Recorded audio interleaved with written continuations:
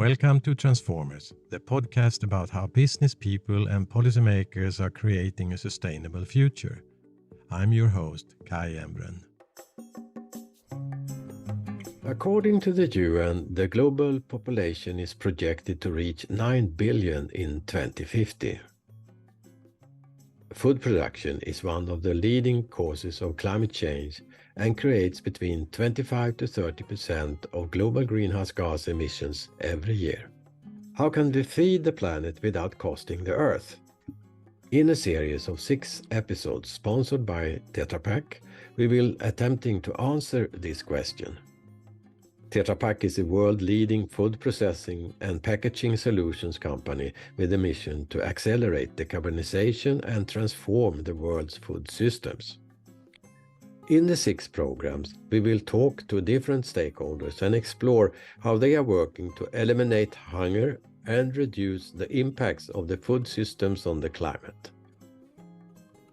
My guest today is Dr. Martin Frick, Director of the World Food Programme with his global office in Berlin. And Martin Frick is also acting director for the World Food Programme to the European Union. He has deep insights and experience with the global challenges of combating hunger, climate change, and broken food systems. Welcome, Martin. Hello, Kai. A growing population in the face of unsustainable food production and distribution model, among other things. Martin Frick, can you tell us about the challenges we face to eliminate hunger? What are the main causes and why have the current agriculture and food production systems failed? Well, Kai, thank you. Lots of questions in one, and maybe I start by just, locating where we are.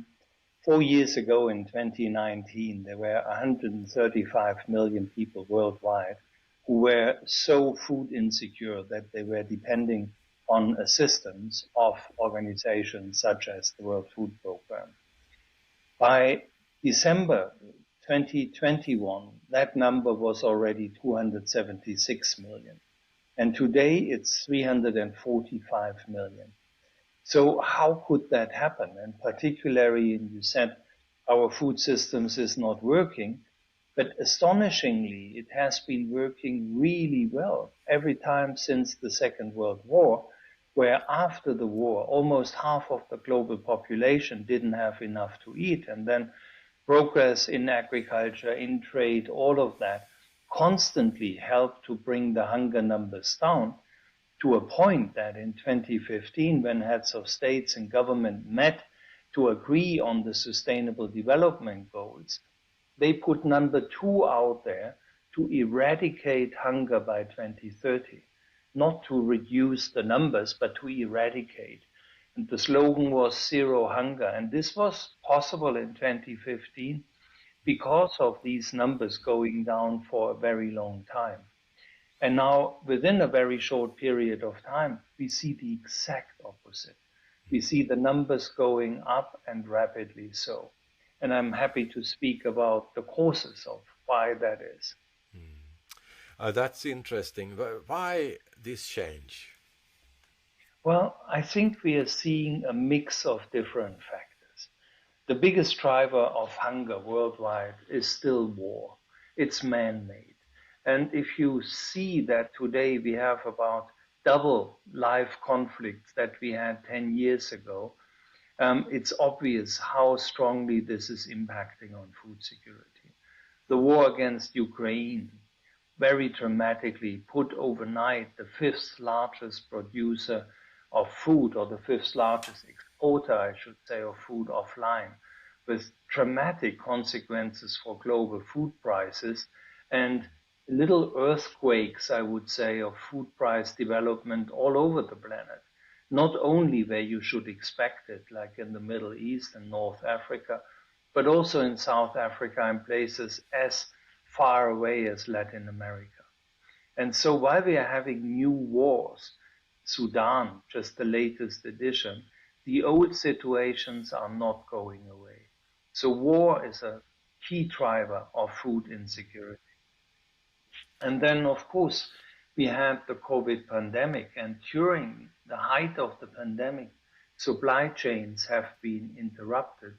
People fell ill, trade basically collapsed, but we are still suffering under the COVID pandemic, not in the sense that we are in isolation or that we are in quarantine and wearing masks, but COVID has driven dozens of particularly African countries deep into debt.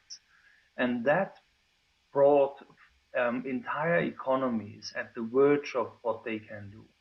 The consequences are obvious. You have more than 60 countries now with an inflation rate of basic foodstuff of 15% and more. And you have local currencies who lost constantly on value compared to the US dollar, which is the main currency. And then the third reason, and we are feeling it every day, and this year particularly, is climate change. Climate change, and in this year even exacerbated by an El Nino year, is really impacting on the production. Horn of Africa, we now had 6 consecutive rainy seasons that did not happen. So, how can you do agriculture? How can you do animal husbandry if there is no rain over 6 failed seasons?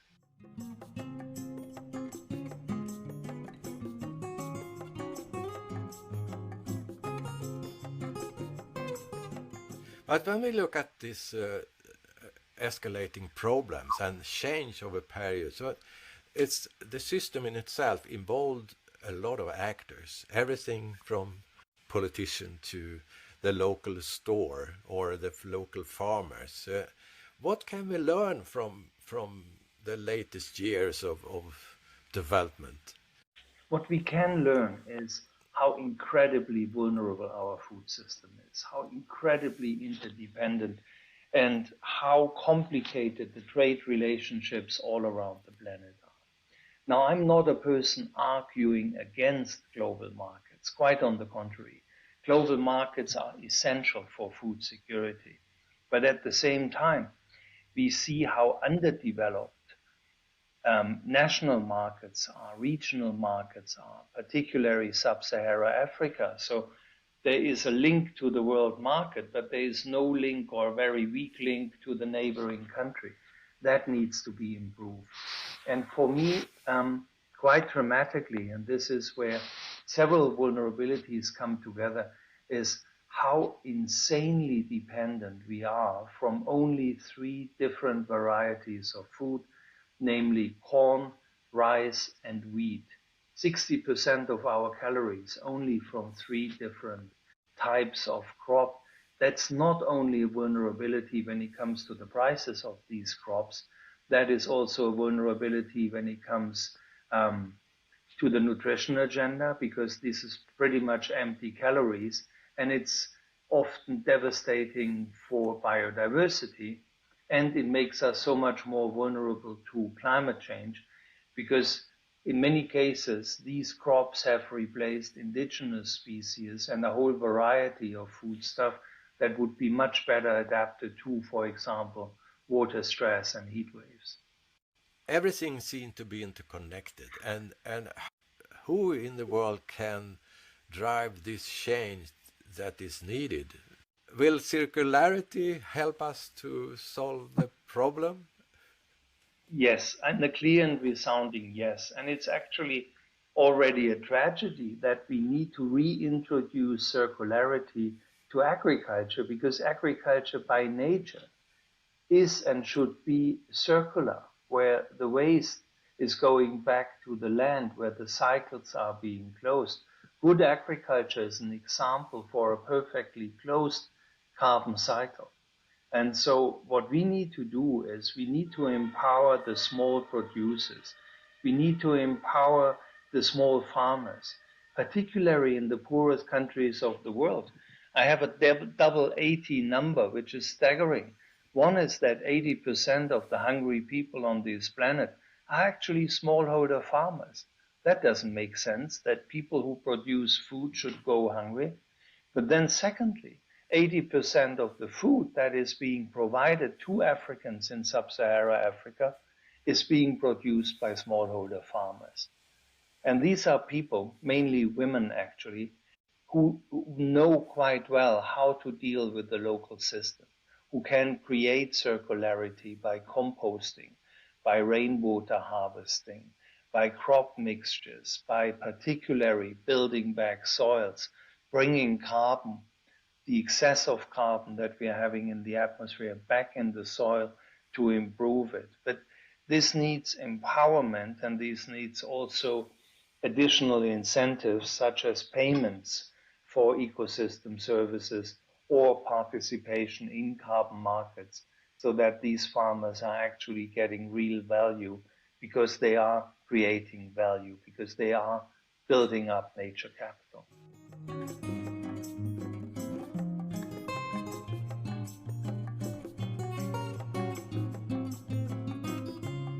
Food producing system, agriculture, or particularly mixed models such as agroforestry, so a mix of trees and cropping, or silvopastoralism, where you mix animals and forests, or also grazing models that are holistic, meaning that animals roam around in a dense pack and then nature has time to recover. All of these models can actually build up nature capital, which means mainly building up rich soils that are full of nutrition, that are carbon rich, and that are able to store water even over extended periods of time, particularly in drought situations. So that circularity, that an animal is eating grass and is of course, defecating on the ground, and that's building up the carbon and preparing the soil so cropping is possible. But the waste from cropping can go into biodigesters, become biogas, provide people with clean cooking gas. The sludge comes back as a fertilizer. So all of these systems are by design circular.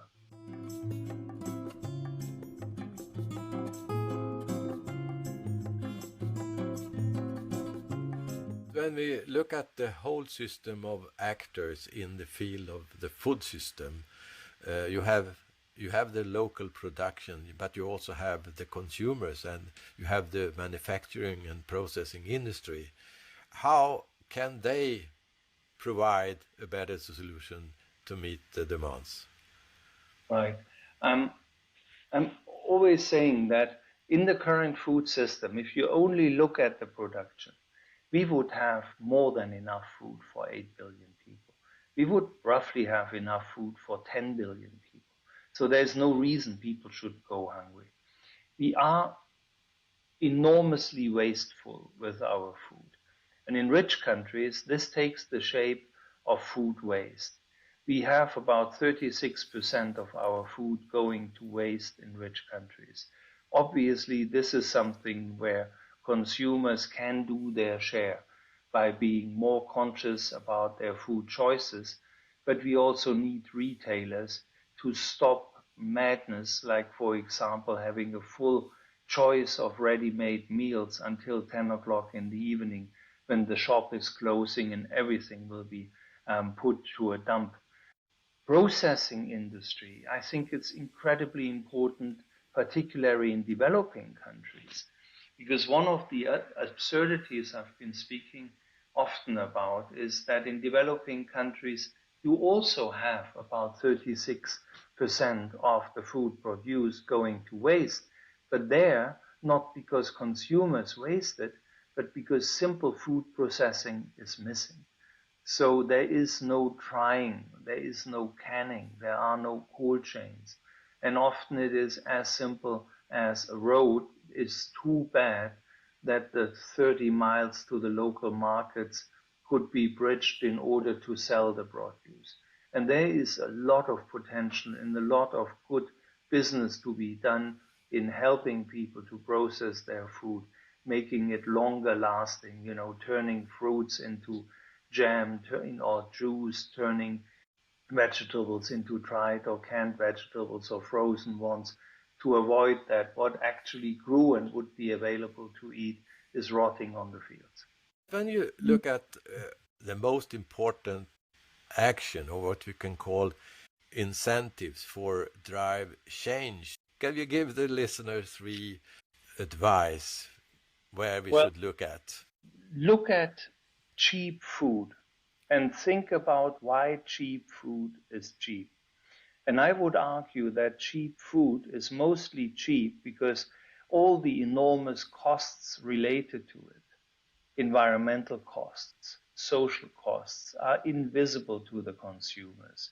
In a sense, the cost of cheap food production is being externalized. It's been put to society to pay for it. For example, the health costs. You can produce very bad food incredibly cheaply, but people getting obese or getting diabetes or non-transmittable diseases, they will end up being on the social system, and so everybody is paying for that. If you mirror that and you look at food production that actually builds up nature capital, that builds soils, that helps bringing back biodiversity, that helps managing water, then the benefit of this model is not only the food that is being produced, but it's also the repair work, so to say, on the system, which is our fundamental system that keeps us alive. And I believe farmers should be paid for these services. So a farmer that is cropping in a diverse system, that's bringing biodiversity back, a farmer who is enriching the soils and building it up should get an additional payment. So participation in carbon markets is one example how this could be possible. Ecosystem payments is another one, or also money for disaster risk protection. Think about preventing landslides by having a managed forest on the hill. Think about having a resilient water system because upstream in the catchment area you got intact ecosystems. All of that needs to be monetized in a good way, and I'm very careful here because I'm not arguing for big companies coming in and privatizing everything, but I'm arguing for smallholder farmers who should have a benefit from the ecosystems that they are providing.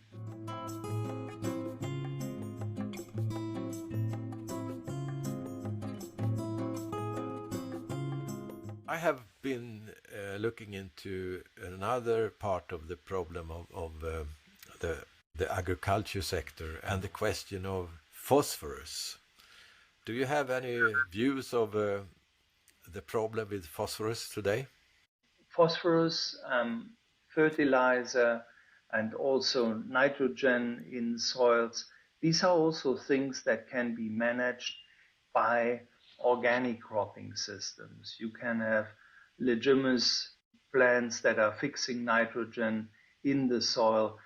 You can reduce the need for phosphorus by actually composting and so on.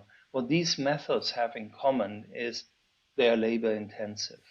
And our agricultural model has been built around being as little labor intensive as possible. And that makes sense, obviously, in countries where you have very high salary levels. So if you are doing agriculture in Sweden, there is an argument for that. But the people we are looking after as World Food Programme, as development agencies, are the poorest of the poorest. And in that parts of the world, having a labor-intensive, nature-positive agricultural model might actually be the only possibility also to provide the number of jobs you want to have. But that, again, is a question of payments. So sorry, everything is depending on everything. And also the question of phosphorus is not an absolute need. It also depends on how you manage your land and how labor intensive this management model is. And where do you see the drivers of change today when you look at the business society? It's interesting. I'm living in an urban area, and urban young people often give you a good feeling about where the trends are, where people are going in. And what I see with young people here, and I think worldwide, is a much higher consciousness for food, a much higher willingness to look into the food that you are eating. You see young people going back to urban gardening, which was for my generation more something that grandparents do, but they are passionate about it. They are growing their own food. They are trying to eat consciously. They are trying to buy food which is well produced and locally produced. So I see that change is happening there, because also if you are, as a young person, start to understand the global context in which you are living, and you understand issues like climate change and biodiversity loss, and young people do understand that way often better than their own parents or grandparents, then it's immediate if you follow that line that you end up by food. And so you see much higher consciousness about food in young people that we had 10 years ago.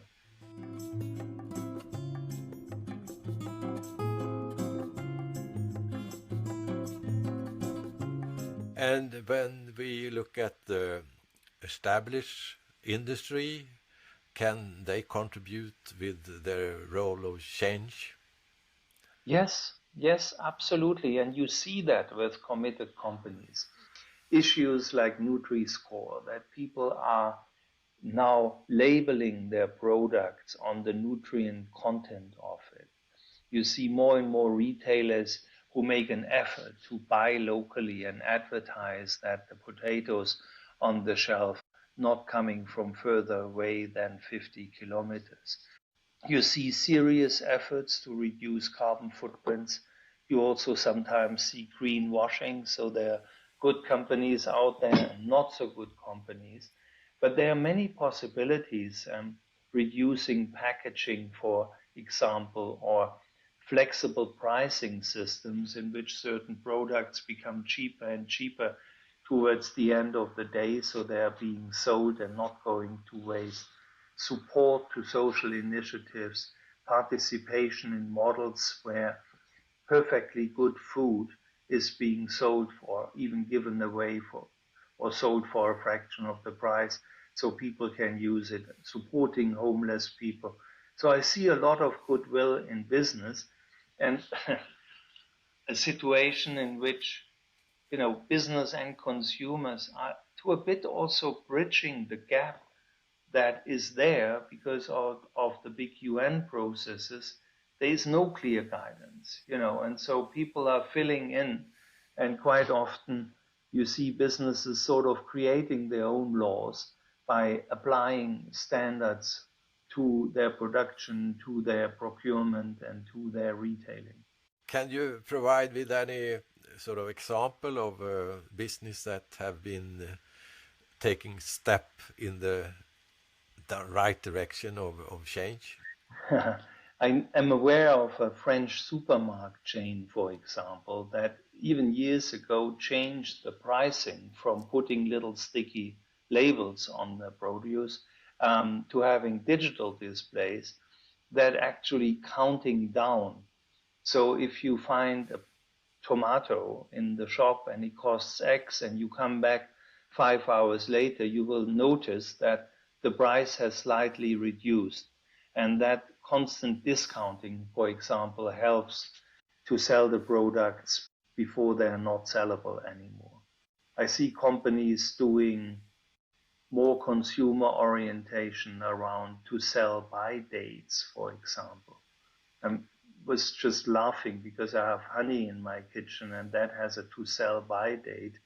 And we know that honey was found in the pyramids that was 3,500 years old and is still good for consumption because basically it's just condensed sugar. So there is not much that can go wrong. But this idea of to sell by dates is another driver also of food waste for no reason.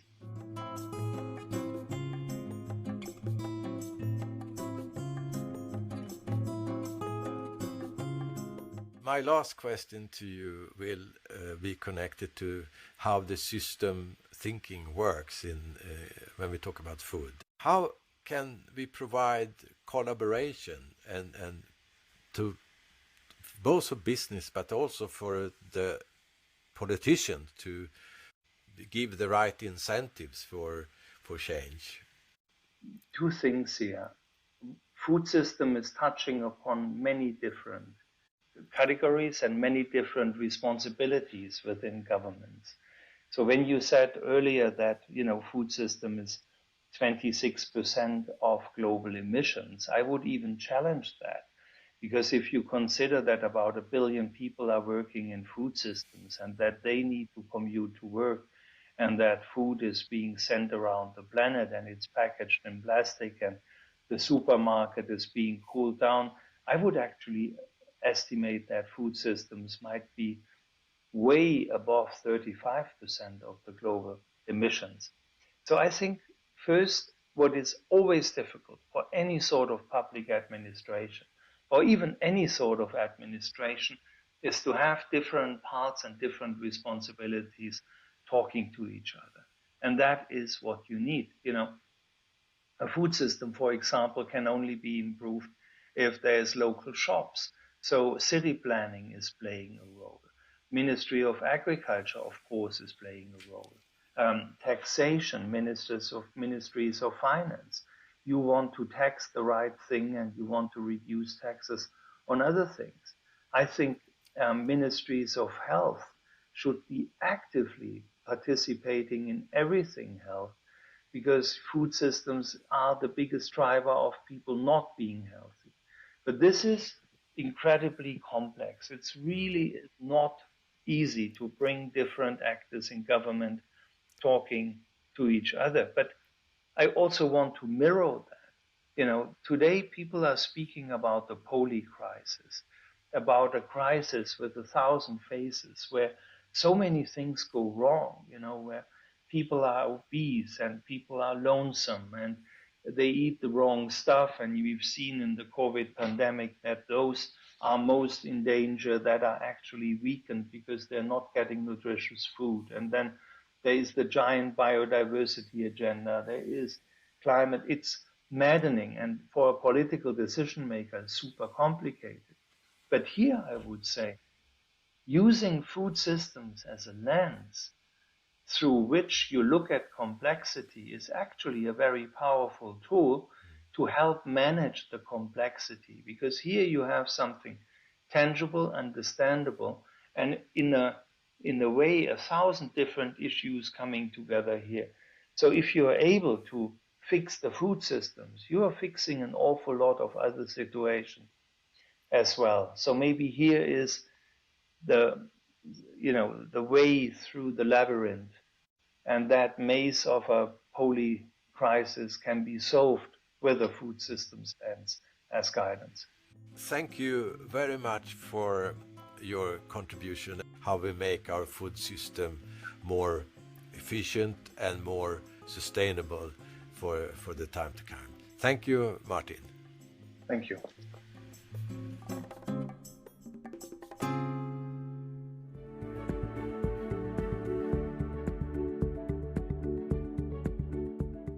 I'm Kai Embren. Follow me on Twitter and LinkedIn, where I will be announcing the future guests to this podcast. And you can expect about 2 programs a month. And each guest has a unique story of making business and society sustainable. So find out more. Visit my homepage, kaiembren.org. Thank you for listening.